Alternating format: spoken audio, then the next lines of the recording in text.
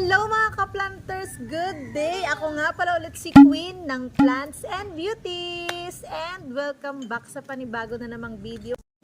And for today's topic mga ka-planters ay meron akong gustong i-share sa inyo na update tungkol dito sa aking Croton Andrew. And kung napanood nyo yung aking collection video ng aking mga crotons na ang dami ring nagkagusto at ang dami ring humihingi talaga ng update kung kamusta na ba ang aking mga croton at yung mga bago kong mga varieties na dagdag. Pasensya na po kayo kung hindi ko pa naibibigay ang video tungkol sa update. Pero ito munang update na ito, ang gusto ko talagang ma-share sa inyo mga ka-planters, and excited talaga ako sa inyong ipakita, lalo na doon sa mga plantito-plantita natin dyan na napakahilig sa croton. Tingnan nyo mga ka-planters, itong nangyari dito sa aking Croton Andrew. Kung kayo ay nanood ng aking video, pinakita ko sa inyo doon na meron akong Croton Andrew. Kung maaalala nyo, ito yung itsura niya. Yan sa aking last vlog nung lahatan ko silang naipakita sa inyo. And then after a month, itong si Croton Andrew ko na yon ay aking pinutol as in hanggang ito na siya ngayon. Pinutol ko siya hanggang dito mga kapatid. Ito pa nga yung kanyang pot na pinaglalagyan. Ito pa rin mismo yon. Pinutol ko to hanggang dito, sinagad ko talaga. Kasi bukod sa gusto ko siyang magkaroon ng sanga, ay nagkaroon din siya ng maraming dapulak o yung parang mga puti-puti na milibag. Sobrang dami. To the point na nalalanta na yung mga dahon niya. Hindi na maganda, as in kulukulubot na kahit anong mangyari. Feeling ko talagang siya ay papatay na. Kaya naman nag-decide na rin ako na kahit ayaw ko ay putulin na rin para makasurvive pa siya, and yung hinati-hati ko siya. Tapos ang nangyari dun sa mga iba niyang part ay tumubo pa rin, and naibenta ko na yung ibang part. Kasi almost 1 year na rin ang nakalipas mula nang siya ay aking ipurun or putulin. So tama naman ang naging decision ko, dahil tingnan nyo naman mga ka-planters kung gaano na siya naging lush. Nagtatlo na yung kanyang sanga, di sa isang puno ay tatlo na, and mas maganda talaga siyang tingnan, and naging mas healthy at nawala yung mga insekto na kumapit sa kanya. At ang kagandahan pa mga ka-planters talaga ay ito, nagkaroon siya ng parang kakaibang pangyayari, or nagkaroon siya ng kakaibang genes. Ayan, yung ikatlo niya kasing sanga na tumubo ay parang ibang genes yung humalo. Hindi ko ma-explain mga ka-planters, kasi napansin ko nung siya ay sumisibol na. Parang sabi ko, parang iba yung isang sanga nitong si Croton Andrew, kasi alam ko talaga Croton Andrew siya. And tama naman itong mga nauna. Pero itong isa is, tingnan nyo, siya si Tamara, 'di ba? Meron din ako talagang original na Tamara na ipinakita ko sa inyo. Ito nga siya. Ito yung Tamara na naipakita ko sa vlog, nakasama din nila. And ito siya talaga. Separate talaga yung kanyang pot, and ito pa rin yun hanggang ngayon.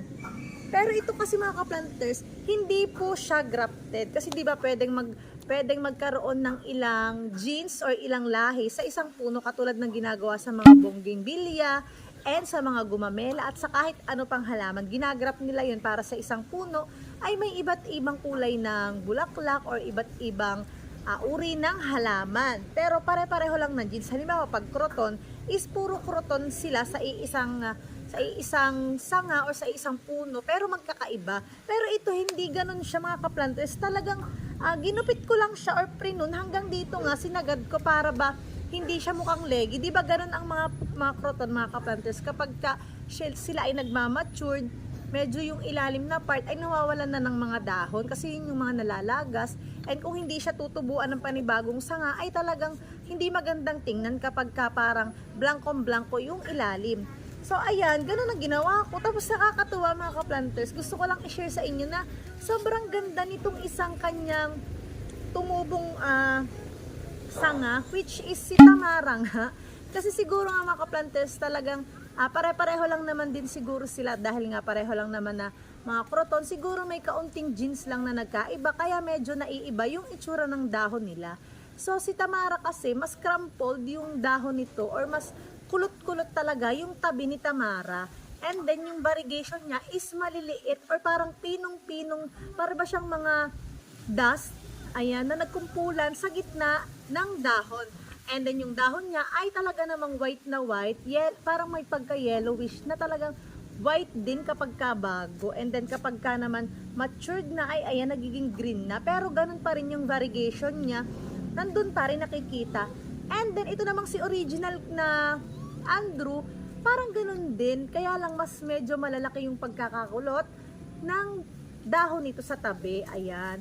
And then makikita nyo na yung variegation nitong si Tamara sa kanyang dahon na parang maliliit, na kumpul-kumpol, ay meron din talaga si Croton Andrew. Kaya lang ito, mas dumami or mas malalaki yung kanyang patches na kulay green na meron pang kahalong parang silvery. Para ba siyang yung si Tineke na rubber tree. Ganun halos talaga ang itsura ng dahon nitong si Croton Andrew. Actually, ito yung kauna-unahan ko talagang nabili na croton. May mga croton ako dito sa bahay pero matagal na sila sa amin and yun yung mga ordinaryong croton. Ito yung kauna-unahang croton na talagang namahin ko sa live na sobrang nagandahan ako at pinag-umpisahan ng pagkahilig ko or pagkahilig namin sa mga croton, kaya kami nag-umpisang mag-collect ng sobrang dami na nga yung variety ng croton. And ayan, sobrang ganda ni Croton Andrew and tama yung desisyon ko talaga na putulin na. At ganun din talaga ang ginagawa ko sa mga iba kong croton na nakikita ko na leggy na and nalalagas na yung bandang ilalim. Pag alam ko na matured na, mapapansin natin na matured na naman ang mga croton kapag talagang brown na yung kanilang ilalim. Kapag medyo greenish pa, mukhang malambot pa, hindi pa yan magsasanga ng 2 o 3. Hindi katulad nito na sobrang taas na rin naman talaga noon ni Croton Andrew.